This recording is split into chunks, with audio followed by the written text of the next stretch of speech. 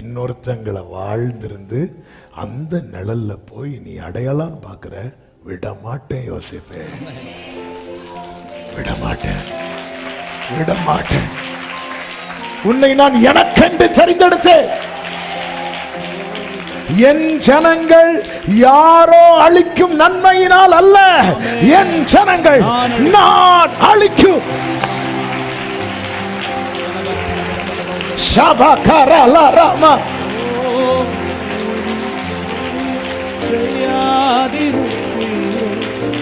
சொன்ன வார்த்தையை மறந்து போவீரோ, நீ சொல்லியோ செய்யாதிருப்பீரோ. சொன்ன வார்த்தையை மறந்து போவீரோ. கைகளை உயர்த்தி சொல்லுங்க. ஒரு முறை என்னிடம் நீ சொன்னது குறித்திட்ட காலத்தில் நிறைவேற்று. இயேசுவின் நாமத்தில் ஒரு முறை என்னிடம் நீ சொன்னது ஆமென். குறித்திட்ட காலத்தில் நிறைவேற்று. எப்படி இருக்கும்? இப்ப பானபாத்திரக்காரன் சிறையில இருந்து வெளியே போறான். ஆமென். அந்த 5 பாயிண்ட் வாபஸ் வாங்கிடுவேன்னு நினைக்கிறேன். அல்ல இங்கேயே ஸ்ட்ரக் ஆகி வெளியே போகும்போது யோசேப்பு நினைச்சிட்டு இருப்பான். இப்போ சொல்லியிருப்பாரா, இப்போ சொல்லியிருப்பாரா, இப்போ காலையில் போய் ஜாயின் பண்ணியிருப்பார் டியூட்டி. ராஜா இப்போ காலைல பிரேக்ஃபாஸ்ட்டுக்கு போயிருப்பாங்க. இப்போ சொல்லியிருப்பாரா, இல்லை லஞ்ச் டைம் சொல்லியிருப்பாங்களா? 1 நாள் 2 நாள் 3 நாள் 4 நாள் 1 வாரம் 2 வாரம் 3 வாரம் 4 வாரம் 1 மாதம் 2 மாதம் போய் போய் போய் போய் போய் போய். அதாவது பானபாத்திரக்காரன் என்னை பற்றி சொல்லுவான்னு யோசேப்பு நினைக்கிறது வரைக்கும் பானபாத்திரக்காரனை மறக்க பண்ணினார். இனி இந்த பானபாத்திரக்காரனை நம்பி பிரயோஜனம் இல்லைங்கிற நிலைமைக்கு யோசேப்பு வந்ததுக்கு அப்புறம் பானபாத்திரக்காரனை நினைக்க பண்ணினார்.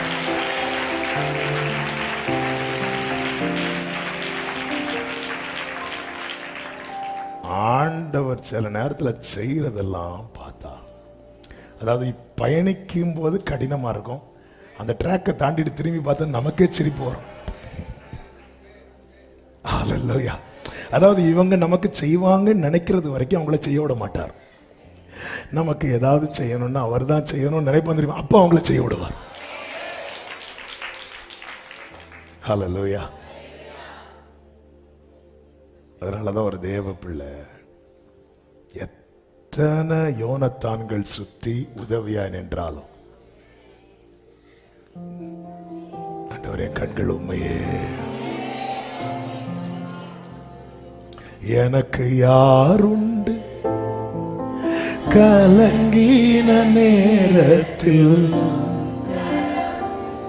என்னை நடத்தியதே உடைத்தீர் உடைத்தீர் உருவாக்கினீ சிச்சித்தீர் சீர்படுத்தினீர் புடவிட்டு புதிதாக்கினீர் பிரித்தீர். பிரியாதிருந்தீர். நீ தேவனால் தெரிந்தெடுக்கப்பட்டவன் தெரிந்தெடுக்கப்பட்டவள் என்றால் இந்த கொஞ்ச காலத்தில் உன்னை சிலருடைய கீழே வைத்திருக்கலாம். ஆனா உனக்கான நாள் வரும்போது இன்னொரு நிழல் அல்ல நீ இருக்க போறது. உன் நிழலில் அநேகர் வந்து தஞ்சமடையும்படிக்கு கர்த்தர் உன்னை உயர்த்துவார். ஆமென் சொல்றவங்க இன்னைக்கு நீ சிலருடைய கீழே ஒரு ஆகாருக்கு நாளை குறித்தார்ல, அந்த நாள் வரைக்கும் சொல்லுகிற நீ போய் அடங்கியிரு, சாரால் நிழல்ல போயிரு. ஆனா அந்த டைம் வந்த போது ஆபிரகாம் ஆண்டவர் சொல்ற, அவளை போக சொல்லு. ஏன்? நான் அவளை இன்னொரு பெரிய ஜாதியாக்க போறேன். ஆண்டவர் செய்யறது அப்படிதான் இருக்கும். நம்மளை துரத்தி விடுறது போல இருக்கும் சில நேரத்துல.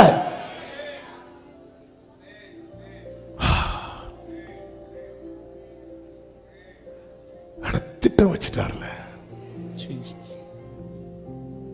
திட்டங்கள் தருபவரும் நீதானையா, செயல்படுத்தி மகிழ்பவரும் ஆமென். திட்டங்களை அவர் தான் வைத்திருக்கிறார்.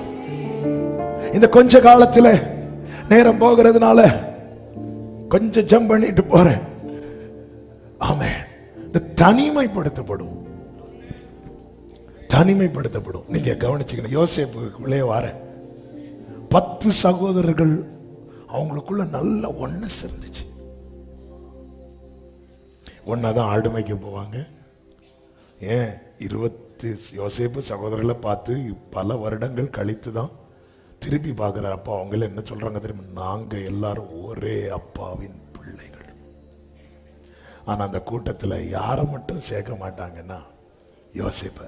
அதனால யோசேப்பு வரும்போது அவன்கிட்ட பட்சமாய் பேச, அவனுடைய ஒரு வசனம் உண்டுல்ல, 37வது அதிகாரம் 4வது வசனத்துல, அவன் சகோதரர் அவனோட பட்சமாய் பேசாமல் அவனை பகைத்தார்கள். அவன் மட்டும் தனிமைப்படுத்தப்படுவான். நீங்க கவனிச்சீங்கன்னா தெரியும். தாவீதுக்கு வீட்டில் தாவீதையும் சேர்த்து 8 பேர், 7 பேர் வீட்டில் இருக்கிறாங்க. தாவீது மட்டும் காட்டில் இருக்கிறான். அவன் ஒருவன் மட்டும் தனிமைப்படுத்தப்படுகிறான். ஆமாம். ஏன் இன்னைக்கு அநேகர் எங்க வீட்டில் நாங்க 3 பேர் அல்லது நாங்க 4 பேர், நாங்க 5, எல்லாரும் அவங்களுக்குள்ள நல்லா பேசிக்கிறாங்க. ஆனா என்ன மட்டும் ஏன்னா மற்ற 10 பேருக்கு மேல இருக்கிற அழைப்பு அல்ல யோசேப்பு மேல இருக்கிற அழைப்பு. மற்ற 7 பேர் மேல இருக்கிற அழைப்பு அல்ல தாவீதுக்கு மேல இருக்கிற அழைப்பு. மற்ற 7 பேருக்கு என்ன அழைப்பு? சவுலுக்கு சவுலின் சேனையில ஆளா இருப்பது மற்ற 7 பேருக்கு அழைப்புன்னா, தாவீதுக்கு மேல இருக்கிற அழைப்பு என்ன தெரியுமா? சவுலை தள்ளிட்டு ராஜாவா இருப்பது. உன் மேல இருக்கிற அழைப்பு பெரிதா இருக்கிறதுனால நீ தனிமைப்படுத்தப்படுகிற. மற்ற 10 பேருக்கு அழைப்பு என்ன தெரியுமா? எகிப்துல போய் தானியம் வாங்குற அழைப்பு. ஆனா உன் மேல இருக்கிற அழைப்பு தானியம் கொடுக்கிற அழைப்பு.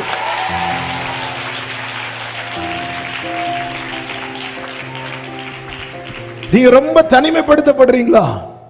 உங்க அழைப்பு ரொம்ப வெயிட்டா இருக்கு.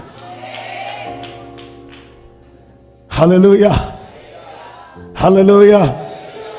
உங்க தரிசனம் பெருசு, உங்க வாக்குத்தத்தம் பெருசு, உங்க அழைப்பு பெருசு, உன்மேல் இருக்கும் தேவ திட்டம் பெரியது. நீ தனிமைப்படுத்தப்படுவதை குறித்து சோர்ந்து போகாதே. யாக்கோபுக்கு பத்திரம் வேணும்னா அண்ணன்ட்ட போவான்,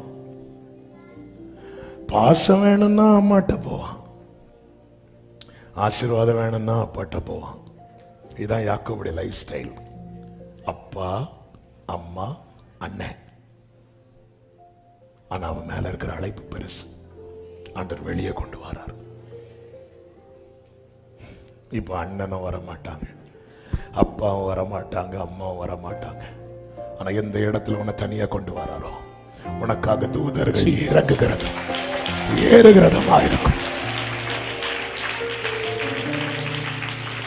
சில இடத்துல இந்த ஆண்டவர் செப்பரேட் பண்றதுனால உனக்காக வானம் திறக்கப்படும். ஹல்லேலூயா. சூறை செடிக்கு கீழே எலியா போய் நிற்கும் போது உண்மையாகவே தனிமையாதான். அவனால நன்மை பெற்ற தேசத்திலிருந்து ஒரு நபர் கூட அங்கே வரவில்லை. ஆகாப் உட்பட 3 வருஷம் பெய்யாத மழை இந்த ஒரு மனுஷனால பெய்யுது. தேசமே இப்பொழுது வாழுது. ஆனா இவன் வாழ்க்கையை வெறுத்து சூறை செடிக்கு கீழே படுக்கும் போது இல்ல, அங்கதான் தூதனை கர்த்தர் இறக்கிறார். ஆமென். இயேசுவுக்கு சீஷர்கள் வருவதற்கு முன்பதாக அவருக்கு பணிவிடை செய்தவர்கள் தூதர்கள். சீஷர்கள் வந்த பிறகு சீஷர்கள் ஆகாரம் வாங்குறதுக்கு போயிட்டு வராங்க. சீஷர்கள் வர்றதுக்கு முன்னாடி தூதர்கள் வந்து பணிவிடை செய்யறாங்க. வாழ்க்கையில யாரும் இல்லைன்னு நினைக்காத. யாரும் இல்லாமலா இவ்வளவு தூரம் வந்த? யாருமே இல்லாமலா இவ்வளவு தூரம் வந்த? உன் வழிகளில் எல்லாம் உன்னை காக்கும்படிக்கு உனக்காக தம்முடைய தூதர்களுக்கு ஆமென் சொல்றவங்க.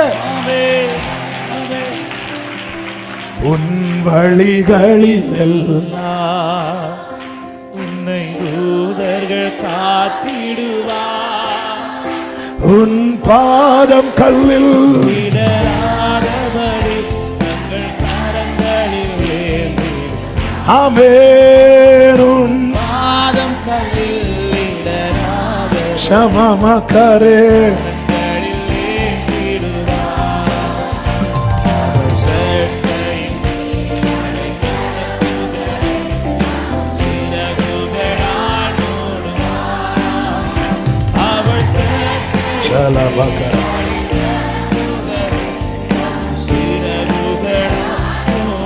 தானியேல் பாருங்க, ஃப்ரெண்ட்ஸோட சேர்ந்து ஜெபம் பண்ணிட்டு இருக்கிறாரு.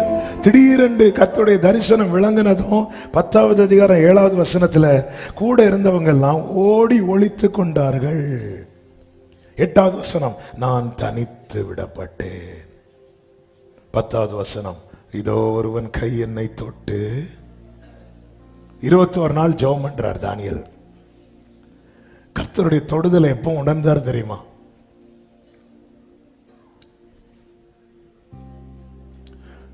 தொட்டுட்டு இருந்தவங்க எல்லாம் தூரமா போனதுக்கு அப்புறம் கூட இருந்தவங்க எல்லாம் அவர் வெயிட் பண்ணிட்டு இருக்கிறார். அவங்க கையெடுக்கிட்ட அப்புறம் நான் கை வைக்கிறேன். தேவ திட்டமுடையவனை தேவன் நடத்துகிற பாதை நம்மளால ஏற்றுக்கொள்ள முடியாது. ஆனால் தேவனுக்கு அதனுடைய மறுபக்கம் தெரிந்ததுனால அவர் சொல்லுகிறார், நீ தண்ணீரை கடக்கும் போது நான் உன் கூட இருப்பேன். ஆண்டவர் கேட்கிறார், இப்படி ஒரு பிராமிஸ உனக்கு க்ளோஸ் ரிலேட்டிவ்ல ஒரு ஆள் தர முடியுமா கேட்கிறார். ஒரு நபர், இங்க பாரு, உன்னை நான் அது செய்வேன் இது செய்வேன் அப்படி பண்ணுவேன் இப்படி பண்ணுவேன். இந்த ப்ராமிஸ உனக்கு கொடுக்கிறதுக்கு நிறைய பேர் இருக்கிறாங்க, செய்யறாங்க செய்யாதவங்க. 2வது விஷயம், ஆனா நீ அக்கினியில் நடக்கும்போது, நீ அக்கினியில் நடக்கும்போது நான் உன் கூட இருப்பேன். பிராமிஸ் கொடுத்து செய்யற ஒரே ஒரு உறவு தான் உண்டு. ஆமென்.